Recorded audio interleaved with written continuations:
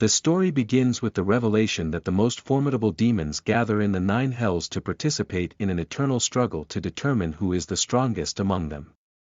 The narrative then shifts to focus on a battle between 2 powerful demons, Gargas and Balak. Gargas is disappointed by Balak's tactics and finds his opponent's words lacking substance. Gargas expresses his dissatisfaction to Balak, who then retaliates with a series of powerful attacks. Despite the fierce competition, Balak emerges victorious and earns the title of the strongest demon. Finally, the Demon King makes an appearance, striking fear into the hearts of all the demons present. The King of Hell, O Kong-Wu, possesses the ability to easily absorb anyone in the throne room, as evidenced by his absorption of 7 princes. He has achieved the highest level of power and longevity, having lived in hell for 10,000 years. However, despite his immense strength and long life, O Kong-Wu is deeply bored with his existence in hell. The demons provide him with the head of the strongest creature as a meal, but he refuses. Instead, he requests a stew with kimchi, a dish that the demons are unfamiliar with. He yearns for a companion and his thoughts turn to Lilith, the queen of succubi, who presents herself as a potential partner. However, O Kong-Wu finds her unattractive and orders her to stay away from him. Nevertheless, she persists in pursuing him and absorbing his energy, which proves to be too much for him to bear. He confesses his desire to return to Earth, a desire that has only intensified over the 10,000 years he has spent in hell. He commands Balak to prepare for a ceremony to return to Earth, despite Balak's attempts to dissuade him.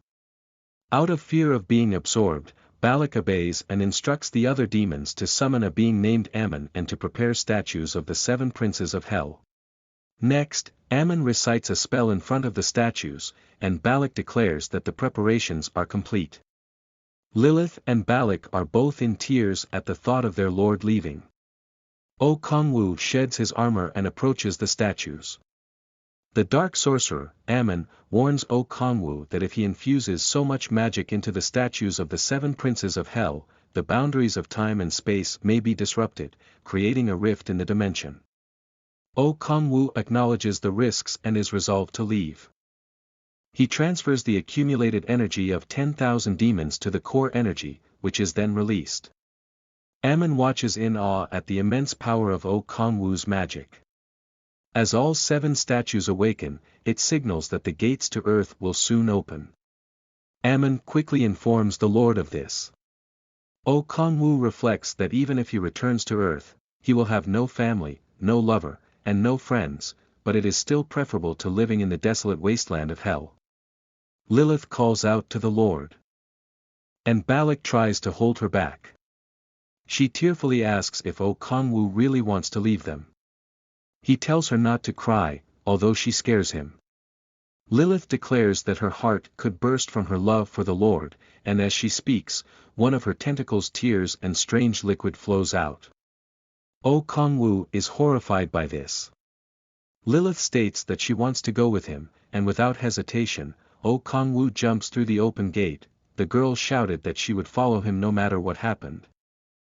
Her voice getting increasingly distant. O Kong-Wu chuckles, giving her the middle finger and saying that he was not happy to have met her, hoping they would never see each other again. The main character reflects that he has neither a past he wishes to change, nor a future he wishes to achieve, but he hopes that this is the land he knows. He is glad that he will finally be able to return home. But suddenly, an atomic crack appears and the strength of the new nucleus exceeds the norm. O Kong-Wu doesn't understand what's happening. The system is overloaded and O Kong-Wu is hit by a powerful energy flow. The system throws an error and reports that it is impossible to completely eliminate cracks in the core, so selective compression begins. O Kong-Wu tells the system to stop, but he cannot withstand the load and loses consciousness. When he wakes up, O Kong-Wu finds himself in a forest on the ground. He tries to get up and check the condition of his body, when a status display plate appears, causing confusion. His powers are sealed. A roar is heard from the forest and strange green creatures run out, clearly hostile. O Kongwu mentally exclaims that these creatures have never existed on Earth as he knew it. He wants to get rid of them with a single hit using the demonic energy in the core of 10,000 demons, but it turns out to be too weak. The creatures are almost upon him and he decides to use his demon Shabnek and his blade power to cut them down. It turns out they were goblins and he receives experience points for killing them. Increasing his level to 4, O Kongwu realizes that this is not just statistics, and he truly feels stronger. He decides to gather information about this place and uses the authority of predation to gain information about the monsters, but finds nothing about this world. In the meantime, he is awarded 1 magic point. O Kongwu is in shock, as he argues that if there is magic from hell here, then he is not on Earth. O Kongwu can't believe it, as he endured all the circles of hell believing that he could return to Earth. Suddenly, he hears a scream that does not sound like a demon or a monster, and realizes that it is a person. He uses his power of speed to rush towards the sound. Along the way, he thinks that for 10,000 years, he has only seen demons with tentacles and dozens of limbs, so he does not care what the person who made the scream looks like. If they have 2 eyes, 1 nose, and a mouth, they can already be called a human. He prays that they don't have tentacles. When O Kongwu arrives at the place, he immediately begins to look for a person among the crowd of goblins. He sees a girl and rejoices that she does not have tentacles. One of the goblins swings at her and she closes her eyes preparing for a blow, but only the screams of the goblins follow. She opens her eyes and sees O Kongwu kill the last goblin, the others were already dead. He offered her his hand and the girl shyly thanking him, touched his hand. Her name is Siola. O Kongwu blushes in his thoughts and begins to rejoice, but he does not show it. The screen lit up and O Kongwu found out that it was 2023 and by Earth standards, 5 years had passed since he fell into the abyss. He decided he needed to gather more information. O Kongwu asked Siola what she was doing in such a place. She replied that she woke up yesterday and became a player and went hunting alone in the E-class gate. O Kongwu had many questions in his head and asked her what her level was. She replied that it was 6 because she had only recently awakened. The girl asked what a strong player like him was doing here. O Kongwu, with a hint of irony, thought that his level was actually lower than hers and replied that it just happened, not giving a clear explanation. The girl was suddenly embarrassed and offered to go on the road together. O Kongwu asked her if she was sure she could walk because the wound was very painful. Siola replied that he didn't need to worry and insisted on going alone. O Kongwu offered his help and the girl began to refuse, saying she didn't want to be a burden. O Kongwu replied that she didn't need to refuse help and he would take her. Siola thanked O Kongwu for his help and informed him that they were already at the entrance. O Kongwu was puzzled by the open gates and the fact that people here move with the help of fractures in space. He realized that this was not Earth and he didn't see any equipment that could create a rift. He wondered what kept the gates open. Siola removed O Kongwu's hand from her shoulder and said she was feeling better and they should hurry. As they walked, O Kongwu saw that the city was teeming with ordinary people and he couldn't help but cry with joy.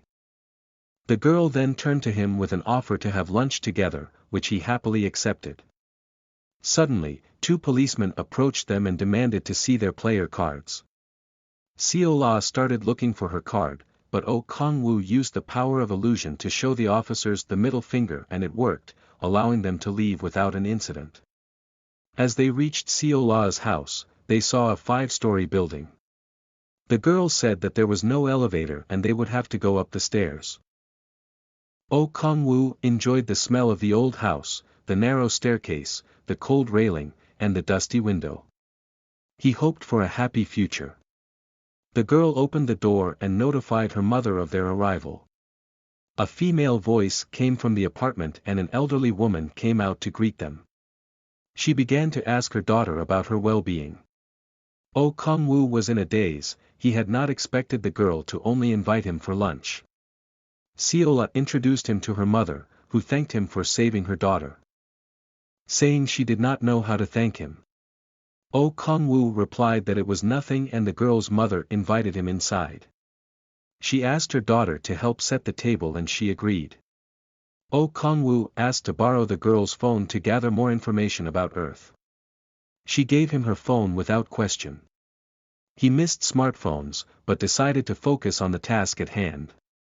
From the news of 2018, he learned that on February 22, a catastrophe occurred, in which mysterious portals with thousands of monsters appeared out of nowhere all over the world. The weapons turned out to be useless, the army tried to fight back but was turned into a bloody mess. Under the leadership of the United States, the World Protection Organization, WPO, was created, which later included Korea. Oh Kong-woo remembered that it was on the day of the disaster that he fell into the abyss and realized that he must have been dragged into one of these portals. He thought that one shouldn't believe the news too much because they can write anything there and he needed more information. At that moment he was informed that the food was ready and he put a saucepan on the table. He looked into the pot with surprise and saw a dish he hadn't tasted in so long, a stew with kimchi. He slowly brought a spoon of stew to his mouth while his hosts watched him in surprise. Sitting opposite, Oh Kong-woo couldn't stop eating the kimchi stew while the girl and her mother were at a loss. As he ate, he remembered how he had lived in the abyss for these 10,000 years. In order to survive he had to live like demons, use demonic energy, but he was still human and devouring demons didn't bring any pleasure, the food was so disgusting. He didn't go crazy just because he had been living the dream of returning home all this time. Tears flowed from Oh Kong-woo's eyes, he still did not fully believe that he had returned home to Earth. Seola anxiously asked him what was wrong. The guy stuttered and thanked the girl for the food. She replied that it was she who needed to thank him. She apologized that she couldn't offer something better, but she was glad that he liked it. Oh Kong-woo apologized for his impudence and asked for more food. Seola happily agreed. Oh Kong-woo thought about how good it was to be home, but suddenly there was a crash and the wall behind him shattered into pieces, raising a cloud of dust. An unknown voice cursed. The girl and her mother were scared and looked at the stranger. When the dust settled, a stranger with blonde hair rudely shouted Seola's name and called her out. He crossed the threshold of the house and with undisguised irritation asked why she had decided that she could enter the gate whenever she wanted. The girl glared at him, she told him to leave, and when he didn't budge she shouted at him to get out of the house, calling him Taehyun. After her angry exclamations that Taehyun should not approach her because now she is a full-fledged player. The guy just grinned and then laughed at her statement. At the same moment Taehyun slammed his fist into the wall so that cracks appeared and called her a low-level not wanting to consider her a player. Then it is revealed that this is the girl's brother, and that their father died early. Seola blames the guy for their poverty. To this, the blonde grabs her by the hand and says that they are going to the Guild of Andras. Seola tries to break free from the grip and shouts that she will never join this scum guild. The man tells a woman that he wants her to join a powerful guild. She refuses and he retaliates by hitting her. Her mother tries to intervene, but Taehyun tells her that Seola will not survive without being a part of the guild. Their mother pleads with Taehyun to take her instead of Seola. But he dismisses her and throws her aside. Seola looks at him with contempt and he tells her that she cannot defeat him and must join the Andras Guild. However, his speech is interrupted by someone enjoying a meal. Taehyun tries to talk to Oh Kong-woo, but he ignores him. The situation escalates and Oh Kong-woo becomes angry, causing his aura to inflate and the atmosphere to change. He asks Taehyun in a menacing voice how he dared to knock over the kimchi. Taehyun is confused by the hero's reaction and sees that he has a demon aura.